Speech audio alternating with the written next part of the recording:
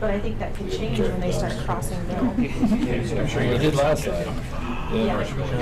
All right, it's 6 o'clock. Stand for the pledge. It's a problem, man.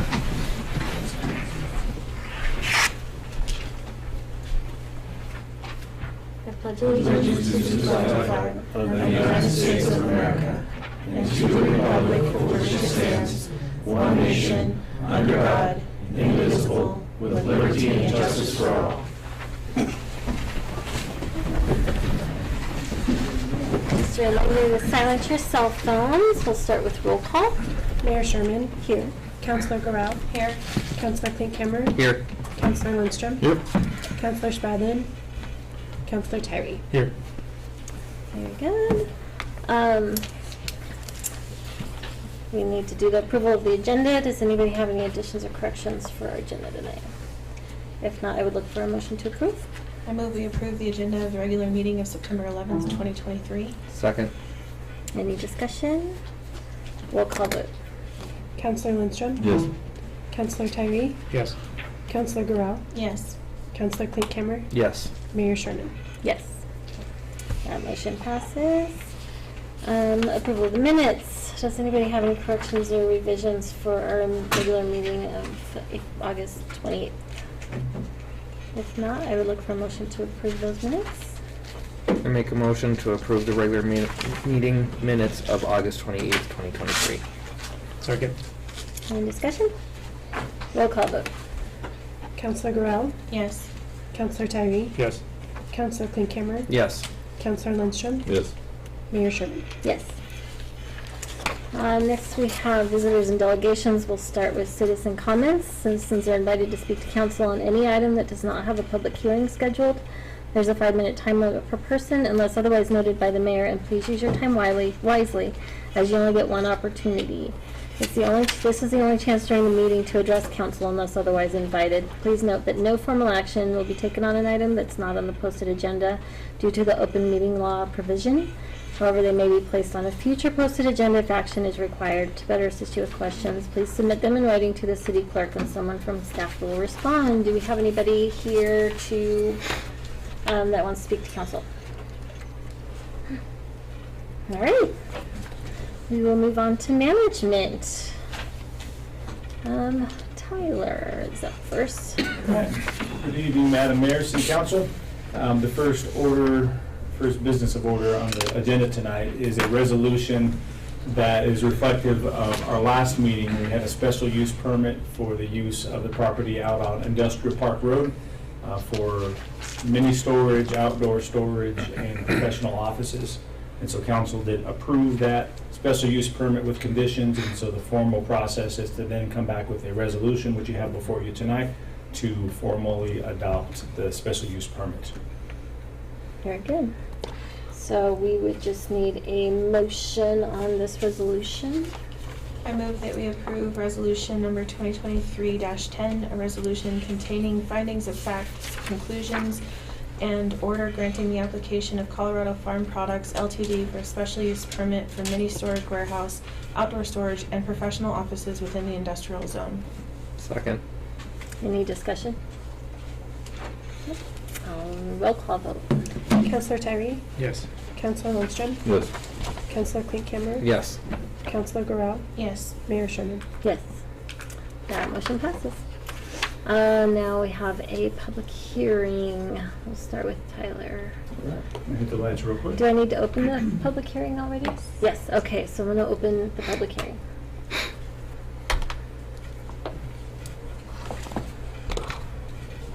All right, so before City Council tonight is a preliminary plat request for a major subdivision. This is for Armbar Properties LLC. It's roughly 52 acres, dividing this into 7 commercial lots. This came before the Planning Commission just this past week on Wednesday night and did a full-blown presentation there. The presentation we'll give tonight at the end of it does have the recommendation from the Planning Commission for that. And so I look forward to hearing your thoughts on this. So Armbar Properties LLC is applying for a preliminary subdivision plat, which is a proposal to subdivide 52.8 acres into 7 commercial lots. The subject property is currently located in Morgan County. It's zoned commercial under county zoning regulations and is located at the northeast intersection of Hospital Road or County Road 27 and I-76. So that's where I needed to be.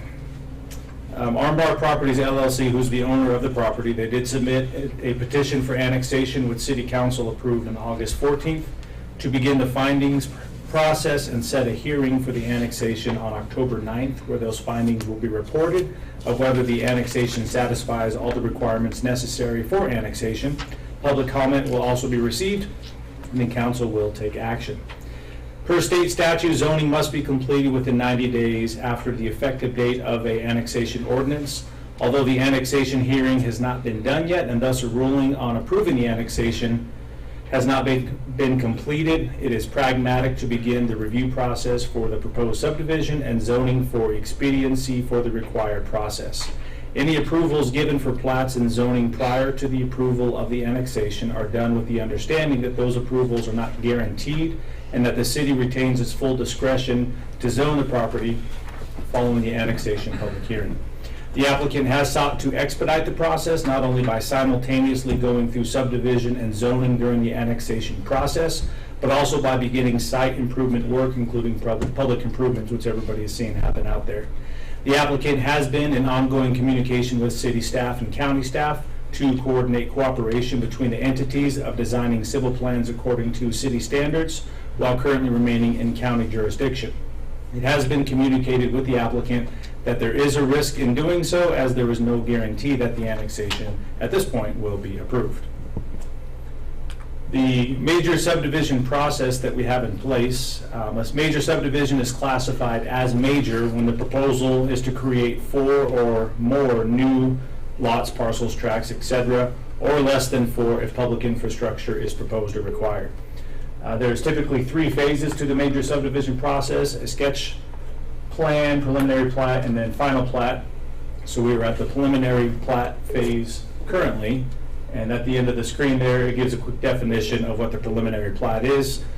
Essentially, it's one step above the sketch plan and incorporate comments and guidance provided during the sketch plan process. So last week at our planning commission, because of the rate at which this project is moving, we combined the sketch plan and the preliminary plan in one, and then gave the necessary feedback and direction for the project. So here is the proposal before you. Given that the property fronts I-76, the visibility there, of course, makes it very attractive for development.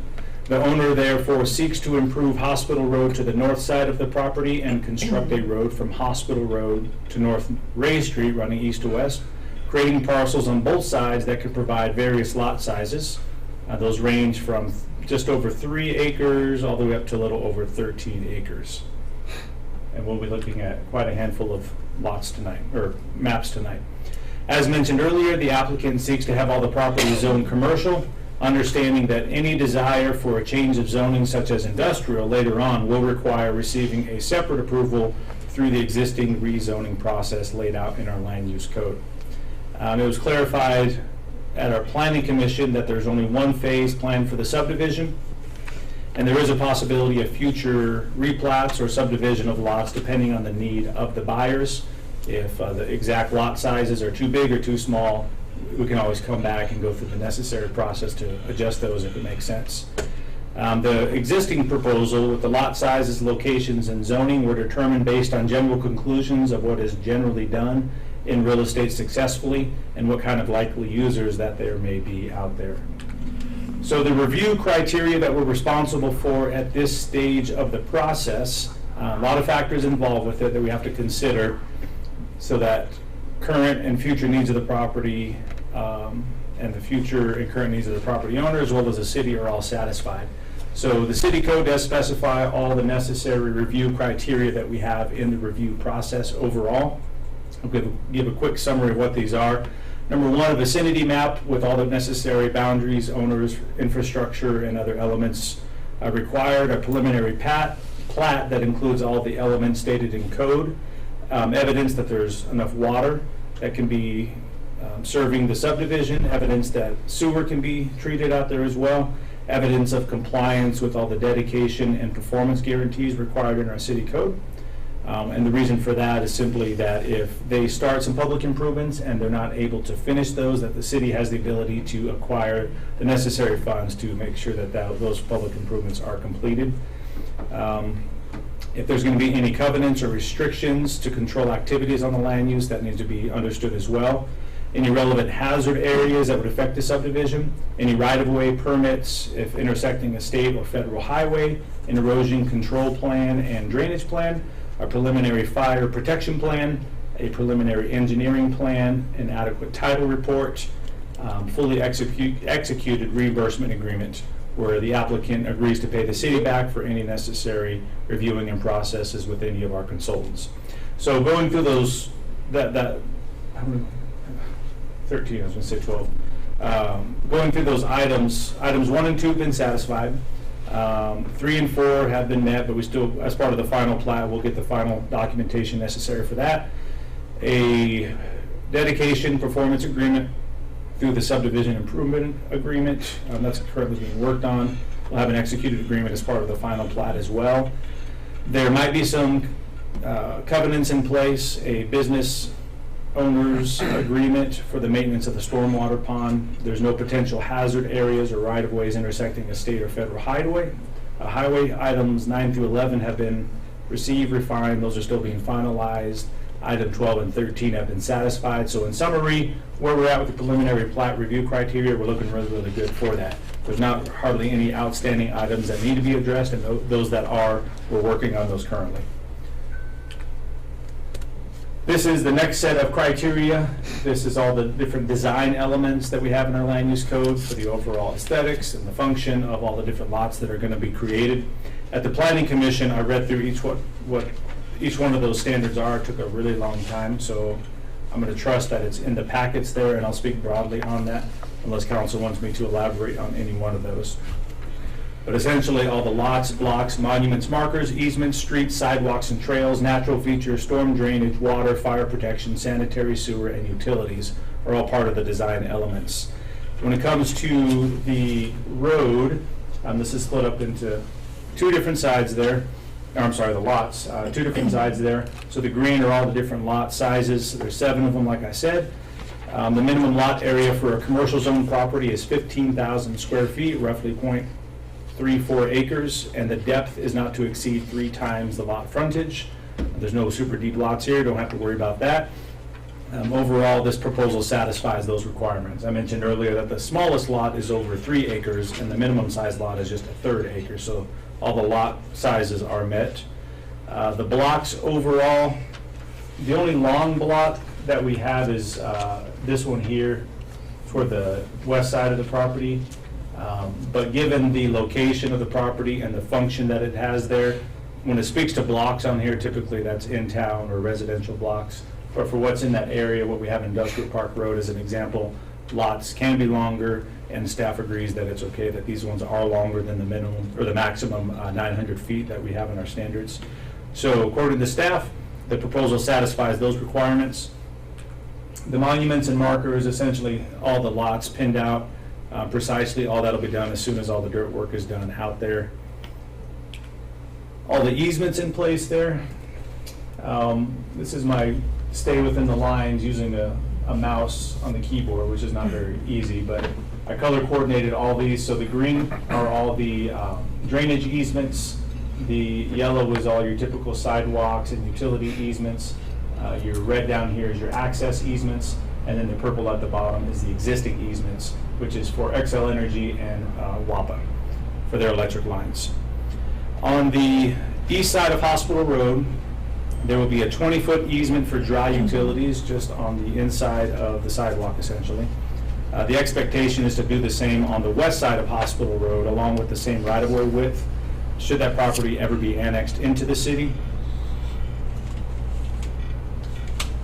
40-foot easements, which are 20 feet on each lot, will run on some of the interior north and south property lines, and what appears to be 20 feet or 10 feet on each line on other shared lot lines, and 10 feet on or toward the perimeter for utilities where no other easements are located. Our minimum requirement is just 6 feet, so all those do exceed exceed those requirements.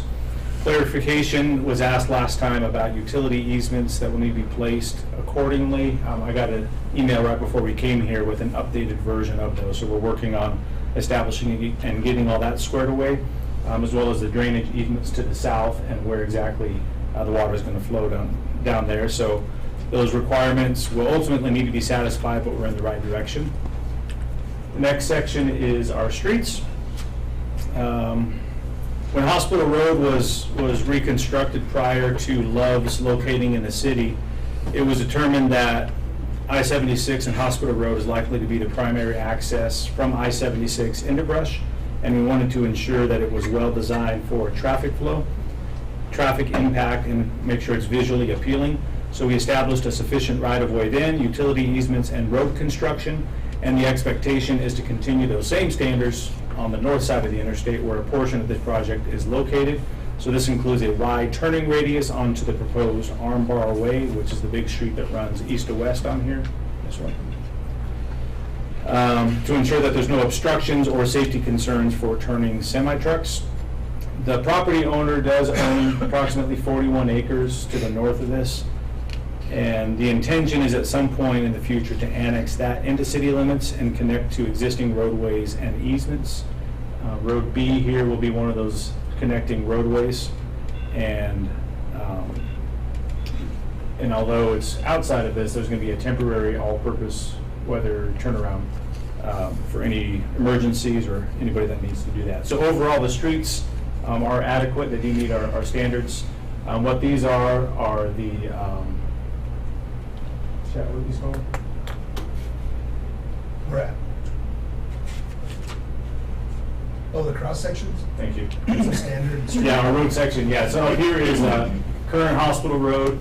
I mentioned earlier that this is what it's going to be in the meantime. The meantime being that this side of the road, the west side of the road, they don't own that. This is someone else's property. And so if they annex in, then we'll look to acquire that additional right-of-way, and they'll bring the road out further. And so if it's fully constructed, this is what it would look like there.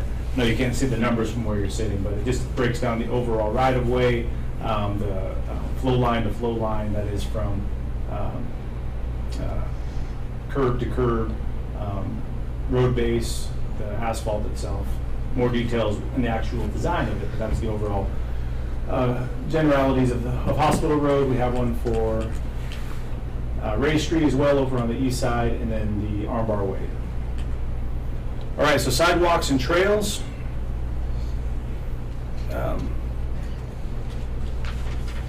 This line here, I mentioned this is going underneath I-76, so the proposal includes connectivity to the Love subdivision to the south, and so sidewalks that'll come up and run all along Armbar Way, all the way to Ray Street, and then down Ray Street over here on the north side of the road, all the way up to this Road B. So it'll all be ADA, ADA required minimum widths, as well as all the necessary grades and whatnot. So overall, sidewalks and trails, this proposal satisfies those requirements as well. The next section, when it comes to natural features, so this is essentially to preserve any kind of neat or unusually desirable, mountains, peaks, forests, things like that. There's basically nothing out there, and so they're grading everything. The top is the existing, or before they started doing the dirt work, the existing drainage and flow of things with the topography. This is just an overlay of what it actually looks like from the sky. Storm drainage. For this one, stormwater is obviously a big aspect and a growing, tedious element with the state, especially involved with it, the Colorado Department of Public Health and Environment, and all their necessary requirements. And so as is proposed with the subdivision, this is how the drainage will look, and grading all the different lots and running to the stormwater pond ultimately, which is tract A up here, to collect all the necessary stormwater from this entire subdivision, as well as any areas around from the drainage basin that are already factored in. Essentially what that means is that they don't have to, or they're not allowed to have a stormwater design only for what's within this border. If there's naturally existing topography where things are going to move in here anyway, it has to account for that as well. But drainage, everything is looking good on that. The next aspect is water itself. So In case you didn't figure that out, where the blue lines are is where the water lines are going to go. There's an existing water line, the green one here over on Ray Street, so this 12-inch line that they'll be putting in is going to tie into that and then tie into the one we have on Hospital Road. When that subdivision was done on the south side where Love's is at, we were thinking ahead and we ran some stubs up this way that we could tie into. So the requirement is to serve to the edge of their property, so any future growth they can tie into that as well. And we are planning on stubbing that out here and then stubbing that out here as well. Fire protection, these are all the different fire hydrants that we have in place. One more, I believe, they said was going to be up here. So there's 11 of those total. That was reviewed by our fire chief, and he thought everything did look good there. The spacing of the fire hydrants, that way they have access to that when necessary, if necessary. Our sewer line, similar to the water line, we tied into what's existing. They will be tied into what's existing here. We'll stub out here as well as up there. We did have them design it so it's larger so that any future users can come on. And so that's going to be part of our agreement, is that the city will cover the cost for the increased size that we're going to have them do. That way there's adequate capacity for future development. This is what it looks like going across Armbar Way. And then going up Ray Street here, if you can see these two little black marks from here to here, this is actually a vacated right-of-way. When the prison was put in back in the 80s, this was vacated here because they utilized it as a private street. The fence was up there so they could go from one property to the other. Fences have come down, but that is still private property. And we have, the sewer line runs down here, and then over here is Tri-State. And in their backyard is where the sewer line actually goes underneath this property and comes up. So there's currently no sewer line through here. So they've been bringing this up, and we're going to have to get some kind of agreement in place with the property owner so we can either, so we can get an easement potentially and just run that sewer line through there. There's a couple of different options we're looking for on the table, but that's something that we're in the process of trying to work out, because it doesn't serve this whole thing any good if they put a sewer line in, they can't connect it to our existing system. So that's a big deal, but we're confident we're going to get that done. And then the last part is just the utilities overall that are not city utilities, so your gas, electric, telephone, cable, internet, all those different things. So all the different easements will be in place for that, for the placement of that. And so the proposal satisfies those requirements overall. So a couple more things on a staff level. A geotech engineering report was done back in July. Soils were collected at 17 different locations around the property. A variety of different types of soils were found, but ultimately water levels were low and the soil was in good condition for future development. So although there may be some over excavation that may be necessary for the individual lot development, it's nothing that's going to be detrimental or a huge obstacle for anyone to have to worry about. There's no current concerns about any environmental issues on the property as well, given its historical use. Traffic flow, this commercial proposed use, it'll connect to the existing roadways. So based on expected future growth, the classification of Armbar Way is a internal commercial road. While the quantity of traffic generation counts won't be known until end users are determined, although traffic study is being done right now because a couple of those end users have been determined, the majority of the traffic flow for the subdivision is expected to come off of 76, go north on Hospital Road, and right onto Armbar Way.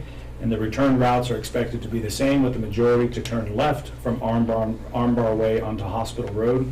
CDOT does require a minimum of 300 feet distance from their entry and exit points, and this proposal does meet that requirement.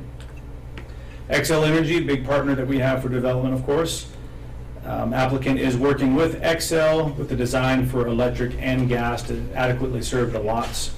So somewhat of a disappointment, but just so council's aware, back in 2020, a 4-inch gas line was installed running up Hospital Road over County Road T, and then ultimately to 71 over to Colorado Land Processors. Cost about $1 million. The city put in a third of that cost. And so the agreement that that Xcel Energy set up with Colorado Land Processors was that based on certain conditions, if anyone was ever to tie into the 4-inch line here, Colorado land processors will be reimbursed for a portion of their investment, and whatever they get, the city would then get a third back on that. So when this subdivision was proposed, or this annexation was proposed, our expectation was they would tie into that 4-inch line, and then there'd be a bit of payback. But based on the pressures of a 4-inch line versus a 2-inch line, Xcel Energy said, no, we're actually going to go with an existing 2-inch line and tie into that, and not the 4-inch line at this time. So there'd be no financial return for now. And as I understand it, if the capacity that's ever needed on any of these lots is too much for the 2-inch line, at that point, they would have to come back and then tie into the 4-inch line. If the developer here, the landowner, wanted to tie into the 4-inch line, they would have to have a significant investment into some type of regulator on one of the sites, which of course is unnecessary for them for what they're looking to do. Therefore, there's no point for them to spend the money on that. But just so council's aware of that. The next one is land dedication. Our land use code talks about land that needs to be dedicated to the city for any major subdivision. 15% of the total platted area is what is stated. And included of what land dedication could be is public sidewalks, from public parking areas to buildings that are open to the general public, sidewalks adjacent to the right-of-way, and public facilities like schools, municipal maintenance facilities. Things like that can all be used for land dedication. If there was one specific thing that they wanted to give only 50% of it, it could be that. So if there was a lake out there, only 50% of the lake could count. Or if they were going to do like a golf course or ball fields or something like that, that could only count for 50% of that as well. So the city is looking to, city staff is working with them, and we're directed by Planning Commission on some direction on that, on getting that squared away and what that might look like overall. One of the factors that we are considering is the full concept. And so, as I mentioned before, this 41 acres up here is owned by Armbar Properties as well. And their intention is to annex this in as well. And so we might work with future developments in the agreement on land dedication. So, because it may make more sense to have more land dedicated up here where there's residential use as opposed to the commercial use down there. But there's a snapshot of potentially the future, which is exciting. Looking at the entryway here, as I mentioned earlier, we want this entryway to look good. And when Love's came in, we established kind of a look that we want to go with. And so we are proposing to add language to the plat regarding the development guidelines, such as minimum setback that's greater than our current city standards, some landscaping requirements. We could potentially do signage as well. Any other factors that would be beneficial for that area, the overall well-being of that area. This is a site plan that Love's had done when they were all finished. As an example, this is Hospital Road here, this is Cotton Street. I'd imagine you've all driven by there. There's that median in the road there so no one turns left. So from the roadway, from the sidewalk back through this grass area to their drive-through parking area, that is 80 feet right there, from there to there. The canopy up here, this is 143 feet away from the sidewalk, and then the building itself is 238 feet. So our current code requires just 20 feet setback from the front and 10 feet side back, 10-foot side setback in commercial zoning. So in theory, if someone wanted to on the other side, if this was the sidewalk and had 20 feet, they could just have something basically right about here, which kind of encroaches on the openness that we're trying to get with this one. So that's why this proposal is that we have a 100-foot setback, which would put it roughly about here, where they would have, which is as close as they could get a structure in place. So 20 feet back for utilities, they'd have an opening there for utilities and landscaping, and then from there it could be parking, whatever, just not a building, and then 100 feet it could be a building. The last part is the compatibility with our comprehensive plan. So on the screen there are all the applicable elements of the comprehensive plan where this proposal would fit right in like a glove. Give you a moment to look at those, but our land use code, comprehensive plan that was put together in 2007, 2008, that lays out guidance for how we want to grow and develop as a community based on community feedback, certain goals and strategies and things that we should have in place. And so there's a long list where this is a good project for the community. So in conclusion here, the project location and design are well thought out. Staff presented this information to the Planning Commission, as I mentioned, on September 6th, just last Wednesday, with the recommendations up on the screen there. And the Planning Commission approved those conditions for recommendation to City Council tonight. So I will read through those. Number one, actually before I read through those, some of these are just kind of standard things to make sure that they are done and included in the process as far as the final plat application. Because the final plat, if we can, we want to have everything together at that point, not here it is and we still got all these outstanding things, although that can happen, but just to make sure that we don't miss some of the main elements as part of the final plat application. So number one, 100% complete civil engineering drawings are required to be submitted with the final plat application. Number two, documentation that Xcel Energy has approved the design details for this project and must be submitted with the final plat application. Number three, an executed subdivision improvement agreement is required to be submitted with the final plat application. Number four, a full drainage report is required to be submitted with the final plat application.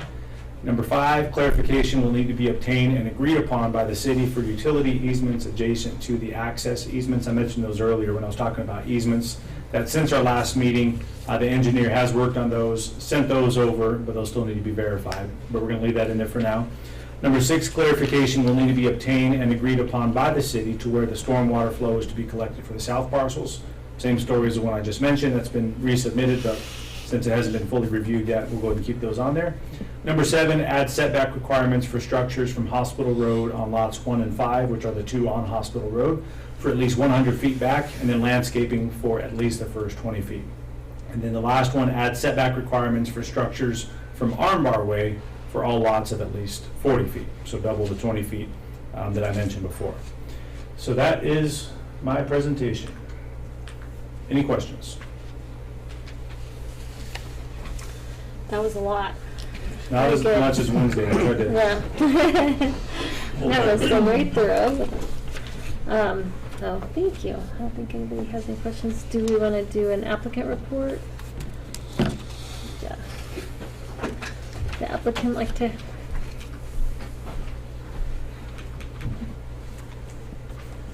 Yep. Thank you, Tyler. You got it. Good evening.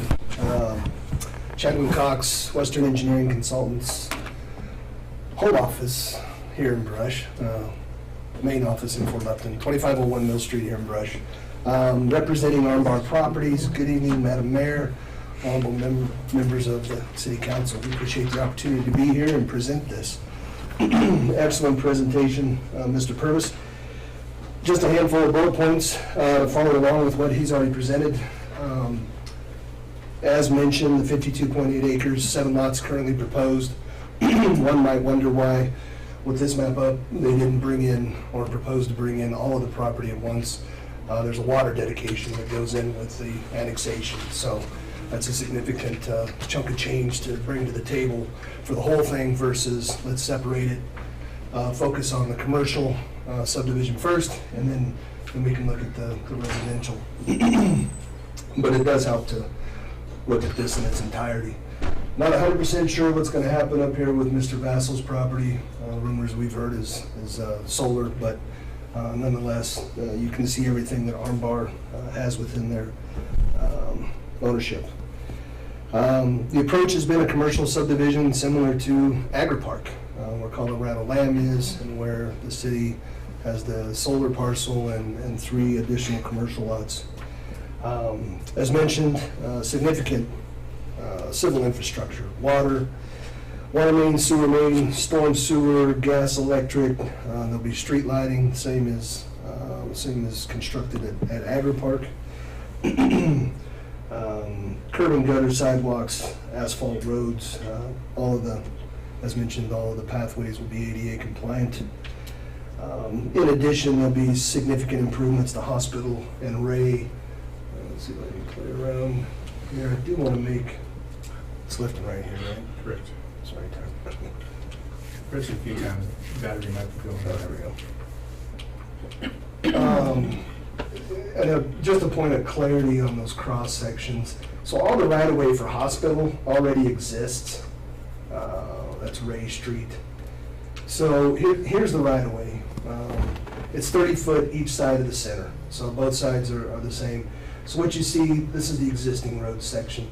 Proposed in here, we're building the east half to match exactly what is in front of Love's. And in the west half, as we worked out with the Public Works Director and Mr. Purvis, is to build enough of an interim west half so that the 3 traffic lanes can be in there that matches Love's. So the piece, there won't be right-of-way that's necessary for the adjacent, I think, Spur Creek investors over here. They don't have necessarily right-of-way to dedicate. There'll be a similar 20-foot easement, which is what we're dedicating here, which matches Love's, and it's got the detached walk. And then they'll be responsible for building, the remainder of the build out there. In addition to the road improvements, it's not simply just scrape it, rebuild it.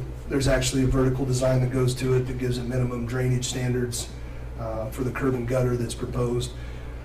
And we're adding, or we're capturing, so we've got these basins over here, so we're capturing,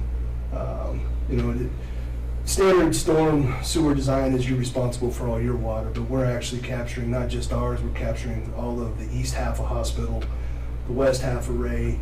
There's a little portion right here of the Griffin diesel parcel that naturally flows, so we're capturing it. All of Armbar, and it's all being routed to this centrally located pond. Some excellent questions came up at Planning Commission. We're lacking a couple of drainage arrows down here on the south side, so it gives it the appearance that we're just shedding water to the CDOT right-of-way, but that's not the case. There's actually a swale on each of these that wraps around and brings the water. Everything on the property is designed to be captured and taken to the pond. Basically, we just match existing grades for the CDOT right-of-way. There's an inlet and a pipe. CDOT's it's a lower area south of our property line, so they actually don't run off into our property there.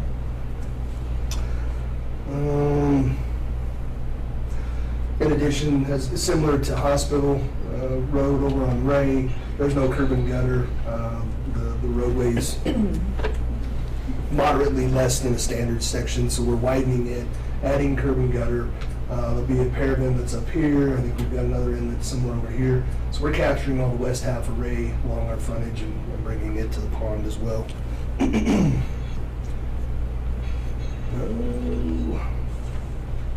Open space, and let me just step back one step here. Been at this for about 30 years. Been involved with some really cool projects. From the Mark Cuban-backed Landmark Theater, which was an anchor in that whole Landmark development, Amgen's developments in Longmont. But rarely do you get an opportunity to be part of a project where the city, works so closely with the developer that the process can move along at this speed, and it has, and it goes to, Mr. Torres, Mr. Purvis, Mr. Colrick, and everybody involved. So I want to make sure we put that out there.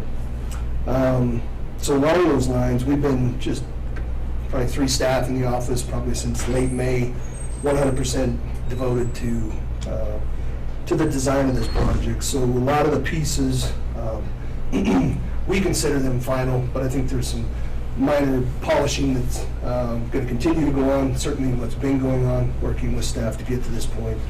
Utility report has already been prepared. The drainage report's already been prepared. Geotech, as Mr. Purvis mentioned, has already been completed. Without boring you, drainage theory and criteria, there's actually some extra iterations that were done while in construction to make sure that pond drains in accordance with the state water rights regulations. Traffic studies underway. Unfortunately, they're just waiting to do traffic counts, which when the road is reopened, we'll give it a week and then we'll have them pull those counts. But in the interim, the traffic engineer's been working on the uses that we've identified as potential for the various lots. So that's close to being complete. As mentioned, the open space, it was another great question we didn't come prepared with at Planning Commission last week. So that would give us a chance today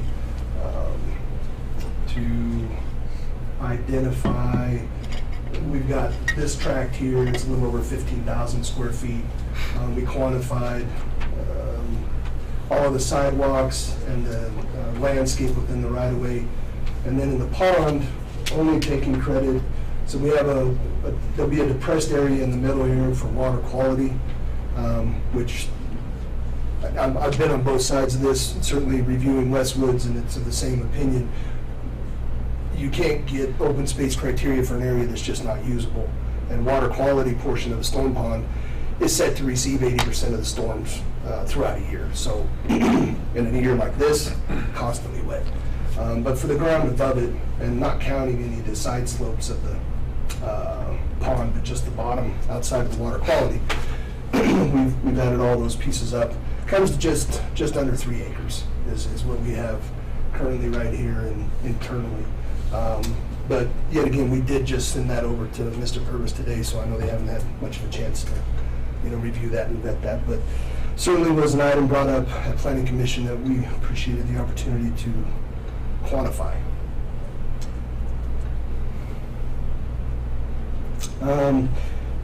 Just to briefly touch on the setbacks, kind of matching Love's, we absolutely agreed with the entry of Armbar that it should match what's going on with the Love's entry. Come over there. The only thing I would throw out, on the setback, just for the purposes of conversation. Let's see, we go. This one might be as good as any. So, following that cross section, we've got the same 20-foot easement already dedicated, or proposed to be dedicated in place, outside the 60-foot right-of-way. North of there, for Lot 5, we've already got another 30-foot dedicated for a storm sewer. So there's 50 foot of unbuildable area here that certainly will be landscaped or whatnot. Down here, the 20's already in place. Just for the purposes of conversation, if the minimum is 20, I totally understand the concept of preserving, 40 along Armbar doesn't appear to be an issue whatsoever for a building setback. We'd be in support of 50, 50, 60 along here. More so just because that's already 2.5, 3 times the minimum current standard for a commercial zone. And beyond that, each one of these lots, as they are proposed to be developed, will come back in front of the city for their review to make sure they're in compliance with all the criteria. So, not saying no, just throwing that out there that we're certainly, everything that these gentlemen have been a part of has been meeting or far exceeding the minimum expectations. And certainly they want this development to look pristine in comparison to those that they'll be out there competing against. But for the realm of 40, 50 versus 100, just for the conversation, that's what we would propose. We appreciate the opportunity to be here, available for any and all questions, and the applicants are here as well. Any questions? You've obviously put a lot of work into this. It looks great. Everybody has, on Yeah. both sides. Good job. Thank you. Thank you. Thank you. All right, do we have anybody from the public that would like to speak on this hearing topic? No? Alrighty. Final questions? Do we have any more questions? So I will go ahead and close the public hearing. And then look for a motion on this preliminary plat.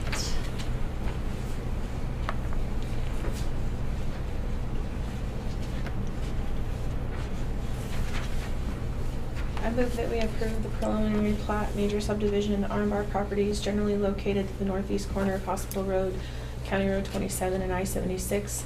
The legal description is subdivision S34 T4 R56, parcel south 1/2, northwest 1/4, Bassel South parcel, With recommendation. With the staff recommendations. including the staff recommendations. Second. Any discussion? So as far as that 50 to 100, you guys will kind of work that out on the, Yeah, I think we have to have that decided upon by the final. Is that correct? That is correct. Yeah, Okay. So we got Yeah, that so time. Yeah, so your approval tonight is for the 100-foot one, but the we final can could talk adjust. it out. It may come back as 100, it may come back as something different Okay, for the final. And at that point, if you don't like what we come back with, you can still say no, whatever number you want. okay. Very good. Roll call vote? Counselor Gural, Yes. Counselor Lindstrom, Yes. Counselor Tyree, Yes. Counselor Klinkhammer, Yes. Mayor Sherman. Yes. All right, that motion passes. Next, we have our 2024 council priorities with Monty. Okay, in your packet is the list of the city council's priorities for 2024. We had previously discussed those with city council. There's only, I believe, one or maybe two changes. I think one came from Larry, I remember. And so we included that in there in regards to stormwater. So that is here for your consideration for approval. And city council, or city staff is waiting for that so they can continue with their budget process and putting those together based upon the priorities. Looks good. Does anybody have any questions for Monty? Would look like what we agreed on. If so, I'd look for a motion on the council priorities. We approve 2024 council priorities. Second. Any discussion? I have something to say about this. Mm-hmm. I understand that we talked about this during work session, and I do realize that I was the only person to raise questions or concerns about some of the items that are listed under secondary priorities, or items that are not on here at all and are still not on here. So that's my comment on this. I don't know about this. So we had the one from Larry, which we moved up to item number 8. And instead of making that specific to Cambridge, we just made it a general one as requested. Thank you. And I think that was the only one that, when we left the meeting, that we were aware of as far as changing anything on the document itself. I don't necessarily know what needs to be done as far as changing things on the document itself, but the secondary priority number 3 of the cold storage animal shelter facility, it needs to be a higher priority than having a discussion about a new law enforcement facility, in my opinion. We have an existing functioning law enforcement facility. Yes, it needs to be discussed, but it could be moved as a secondary priority since it's just a discussion, and the animal shelter needs more support. So that was one of the topics, and then the other one was an administrative priority that I was hoping was going to be added that we had discussed, and making sure that we continue to build our relationship and have conversations with the Rural Fire Board. Right, and that's in my report because we're gonna set that up here in the next few weeks. I just would have liked to have seen it on the priorities list. Okay, so can you restate that and we'll capture it? Continued conversations and relation development with the Rural Fire Board for the administrative priorities. Okay, we just want to make sure that Loranda captures that, but we need the rest of the council to say they'd like to make that change. So you want to add that to your motion? I move we approve the 2024 council priorities along with the added priorities. Administrative priority. Thank you. And just so we capture it well, we'll have Loranda repeat that for you guys here in just a moment. Thank you. Thank you. I just do not want to lose sight of those conversations. Okay, so Counselor Lindstrom offered motion to approve the 2024 council priorities. After discussion, that motion was amended to also include, continue to build. I had continued to build relationships with the Rural Fire Board, but then you stated continue to develop conversations and relationship development with the Rural Fire Board. However you would like to Is that word it. correct? Okay. So continue to build relationship with the Rural Fire Board.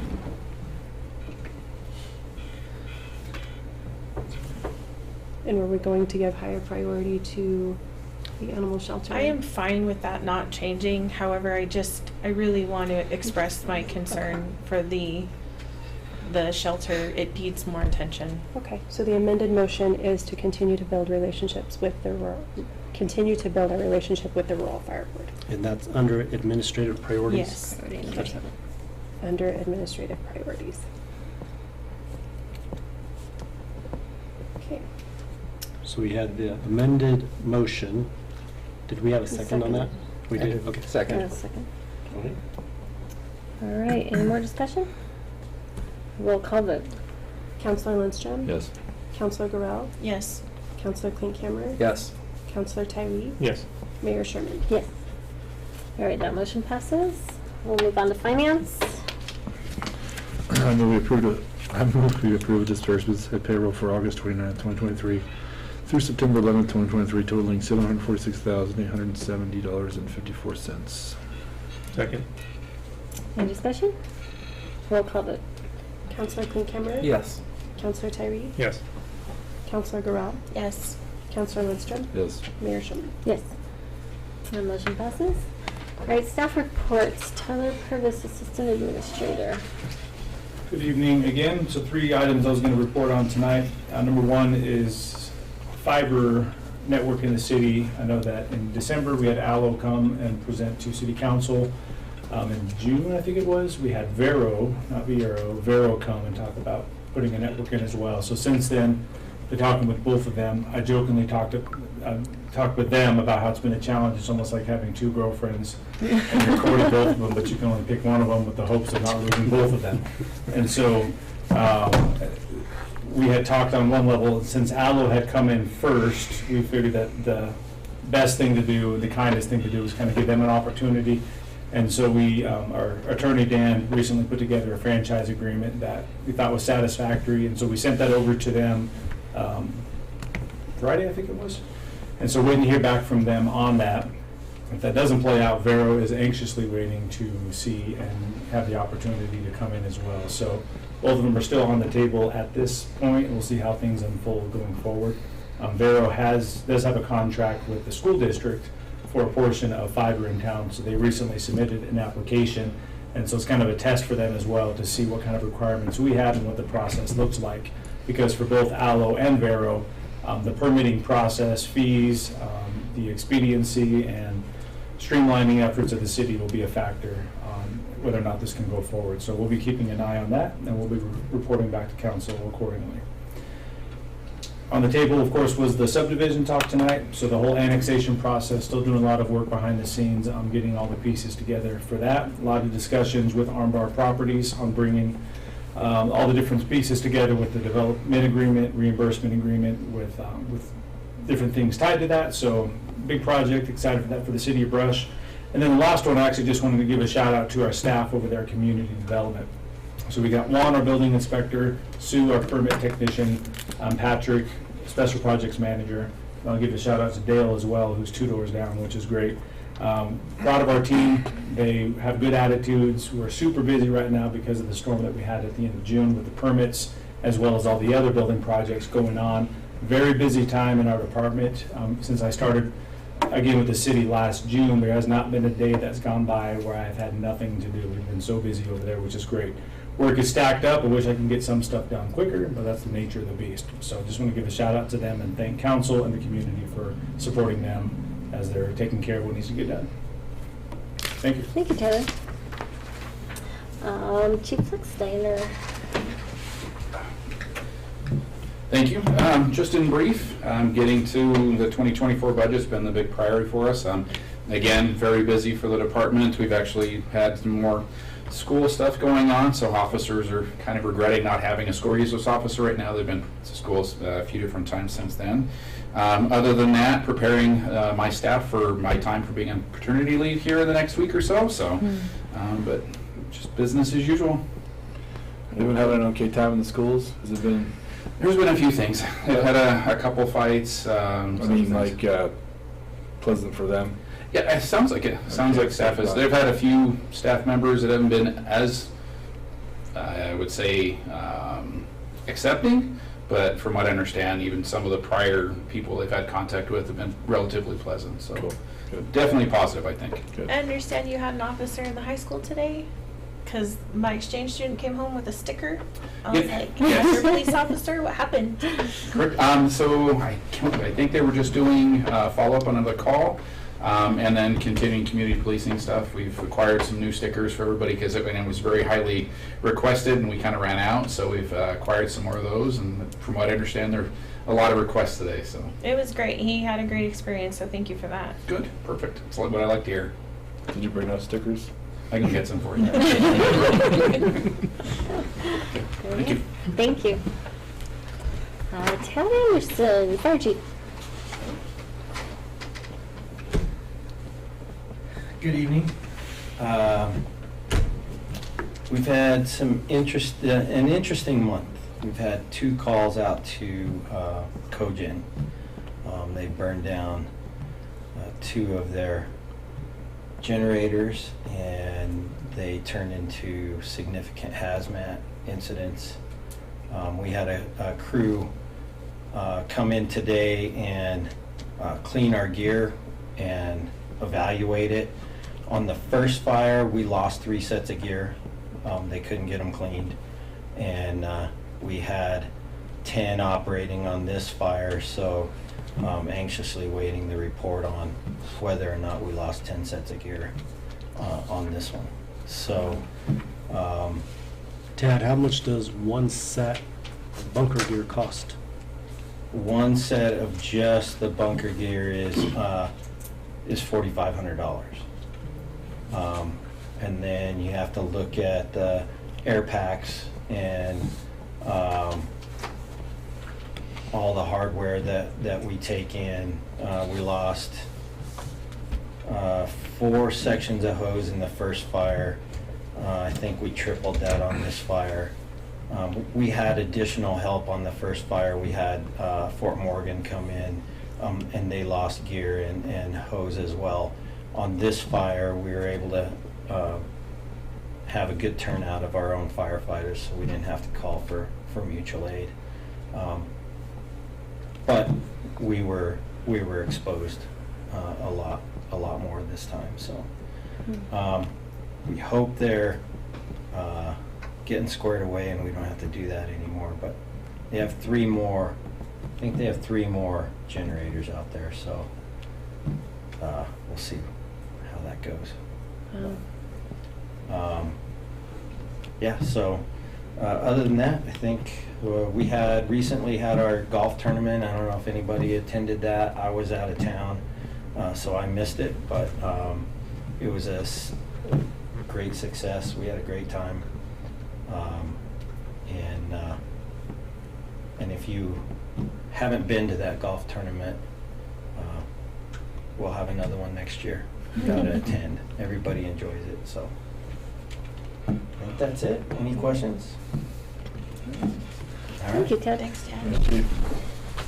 All right, Lance is not here. Dale Colbrick. I have nothing at this time, but I promise you more to come. Oh, Dale, can you, Sure. can you give a real quick update on the bulk water station and what your plans are there? Certainly. One of the things that we put in for our capital improvement plan was a better control and accountability for our bulk water sales. And we had went out, looked at different stations, and we were able to get a bulk water station purchased, and it's due to be arriving this Thursday, and so I've contacted most of the companies that utilize bulk water to let them know that it'll be out for a day, and we'll try to make accommodations for them. But this new bulk water station will, at this point in time, have a code whereby which you can get in, you'll punch in a code, and it'll automatically bill the company for that particular rate. Currently, what we have is kind of a relic that was left over from who knows when. It used to have coinage that you would drop it in there. It always constantly getting broken into. You get vandals that just put in money just to see it run. And so these types of things will no longer happen. However, just with the current use, and especially with the boring outfits that we've had in town lately, there's been some damage to what we currently have existing. And all it is just loose fittings, and we've tried shoring it up, and for whatever reason, it just keeps kind of leaning over. But this Thursday, it is planned to be decommissioned with the new bulk water station put in. Does it have credit card capabilities? I don't believe it does at this point. You have to go to the front office in order to obtain the billing information, and you would have a code that you punch in that would be billing. And so if I'm not mistaken. They can use that code on a weekend? Yes, they can use that code anytime, as long as they have the proper authorizations.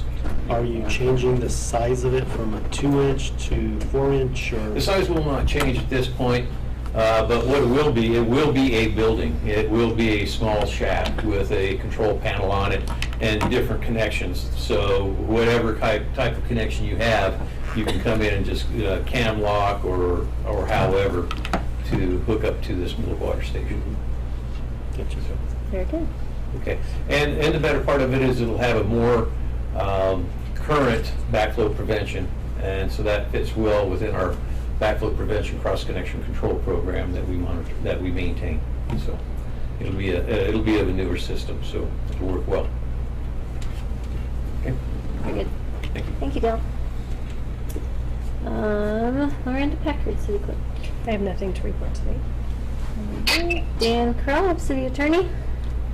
Thank you, Mayor. I also have nothing this evening. So quiet. Monty's got something. Okay. Do you want to start with the judge, maybe? See if he has anything? Sure. Did you have anything to report tonight? No, I just came to stop by. I didn't see Miranda. I was hoping to see Dan, but he's not around. He's on the phone, though. That's okay. Okay. Okay, so a few different things. The first one is the back room area. The remodeling back there is going very well. Probably about half of it, or a third to half, is complete now, and HR has their own private office that they can visit in. The storage room is almost complete. We're just kind of holding off on that because we need the workers to go through that area, and that will take them through to where the break area is going to be. And between Kim Dykes and Joanne Gosling and Lon over at the loan department, they've kind of spearheaded the majority of it. Others have helped out, but part of that is just we needed more space. We're growing a little bit, and we just don't have any more square footage to use, so we're trying to better utilize what we have. And the break area, it's something that we've wanted for probably the last 20-25 years. We've talked about it, and we finally are going to have a break area in the next few weeks. We have a place for a coffee maker, some cabinets, things like that. And part of that is a little bit to build up morale of our employees, to have a place to break. And so that's going to be positive. Just having running water is going to be a positive back there. So that's moving along. The other thing that we've started talking about is the space downstairs. So we have a basement downstairs that usually we just store whatever we can down there, and there's evidence, things like that for the police department that's down there. So we're going to be moving some of those offices downstairs. So as soon as this project wraps up, we're going to go downstairs and we're going to purge, get rid of a lot of stuff that's been down there for years and years and not used. The police department, they have a gym down there. They're going to be converting that into a larger evidence room and a receiving room for evidence.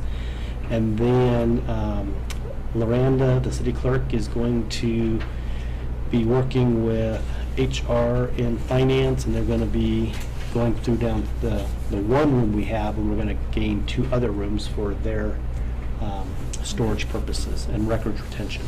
So that's coming up next, and I thought about that because I was asked about the cabinets, and so we're so close to getting that moved out of here. And getting our own conference room back so we can start meeting back in the conference room on the other end of the hall. So we're getting there. Today we had an employees luncheon. Historically throughout the year we've tried to do different barbecues and things like that for Law Enforcement Week or Public Works Week. We opted to do something a little bit different this year, and we took all the employees out to Glassie's. Where's it? Glassie's.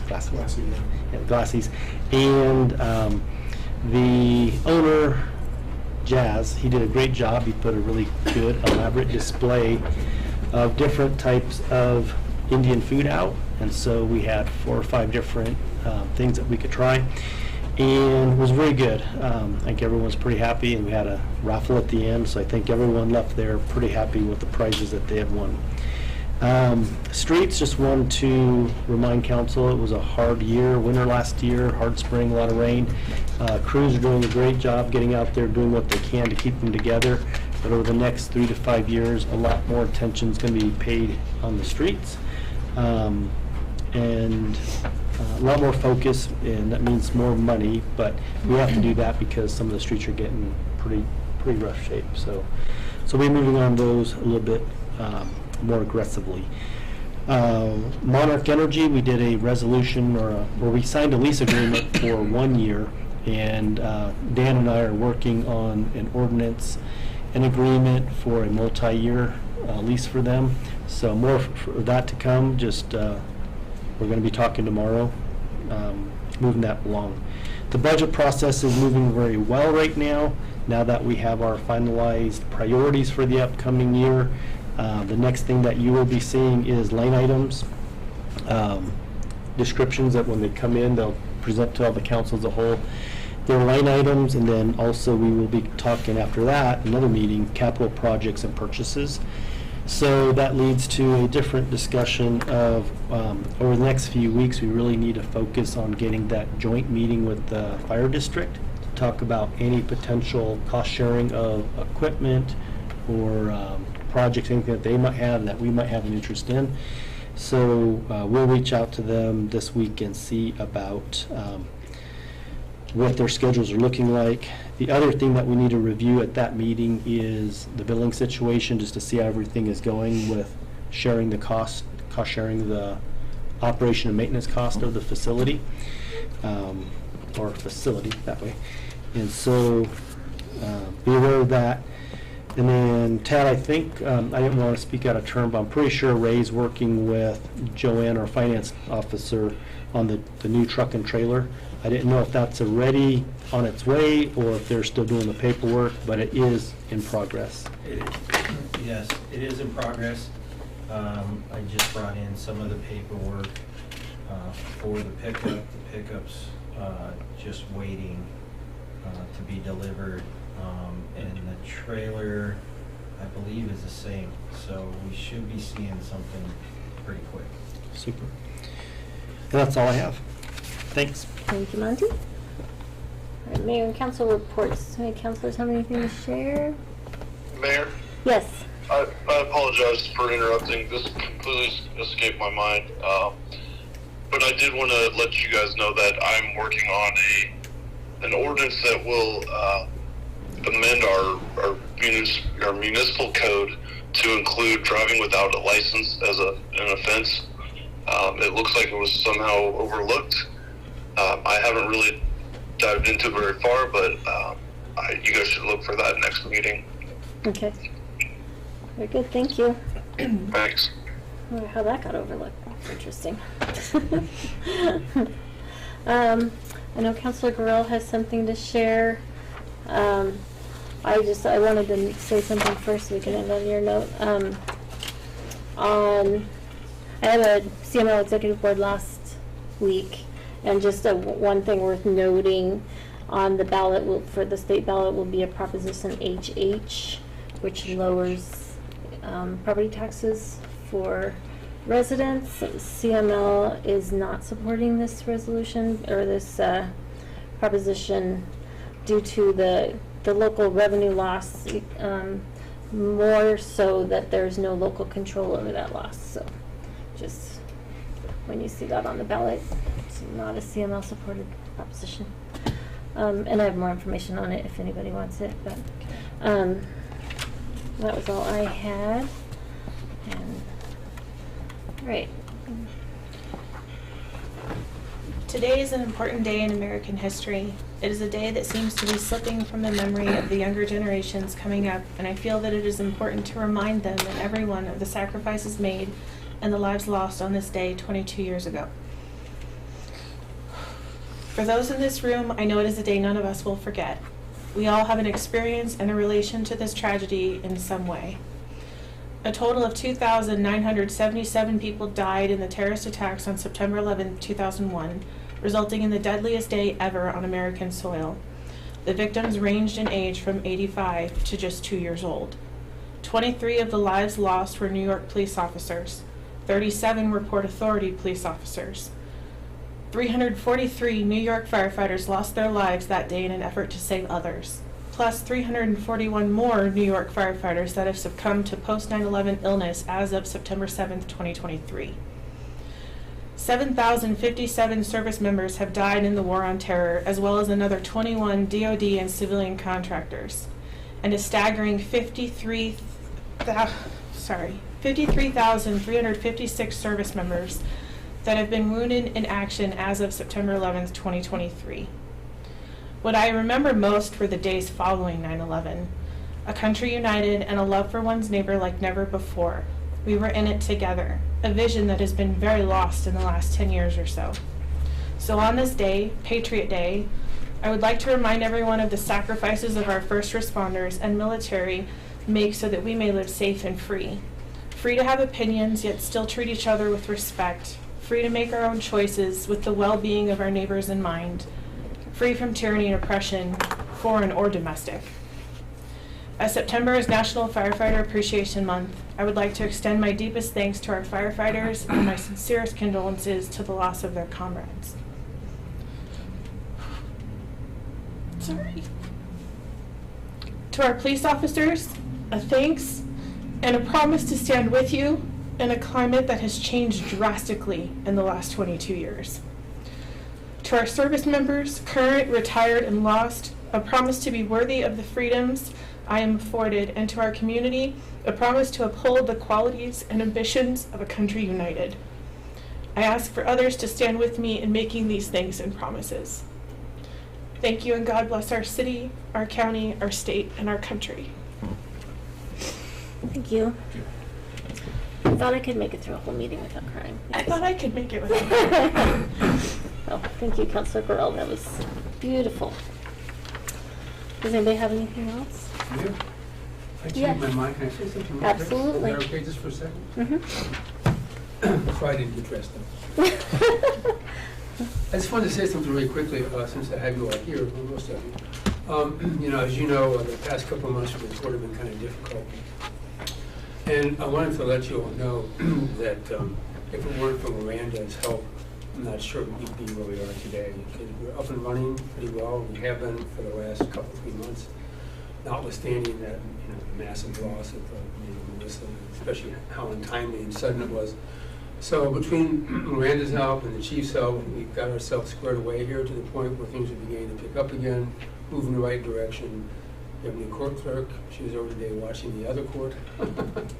So again, I wanted to let you all know that if it weren't for Miranda's help, and also the chief in cooperating with all of this and getting us through this, it might not have happened as smoothly, and that was a big deal. So I want to make sure all of you understood that. Okay? So thanks again, and thanks, Miranda. Thank you. Thank you. And if you have any questions, like Dan said, after that next work session about the about operator's licensing, I can explain some more of that later on if you have some questions about that, since it will come up later on. Okay. And we can talk about that. How the chief can talk more about it too. Okay. Thank you very much. Thank you. All right. Before we adjourn, if anyone would like a copy of this, I have references for the statistics I quoted, so in case anyone would like that.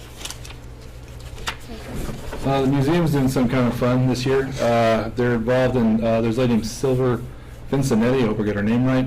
It's a mostly ghostly tour. So what they do is they're gonna start in Hudson, and they have 7 or 8 stops between here and there of places that are supposed to be haunted. And it'll be like a scavenger hunt. In every store or wherever they're going, there's a place people have to find, where the museum's gonna be part of that. There's like a headstone in there, and we're gonna be the final destination here. It's completely free. It's for veterans, because her husband's a veteran, to bring awareness to them. But it's a great thing to have fun with. They do it every year up in the mountains, where they end up at Estes Park, where she lives in Brush now. So they're going to start doing it here in northeastern Colorado. As soon as I get the information, or I'll get to Loranda, maybe we can put it on the city website or whatever. So, but completely free, just show up and have a good time, and spooky. So. Awesome. And you don't know a date yet? October 7th, sorry. October 7th, okay. Cool. She has a haunted Camaro too, by the way, she claims. So. Send her my way. Yeah, it's an old school one. Anybody else? All right. With that, I would look for a motion to adjourn and move into our work session. I move that we adjourn. Second. Any discussion? All in favor say aye. Aye. All opposed? All right, we will move right into our work session. Okay, if we're ready, just let me know.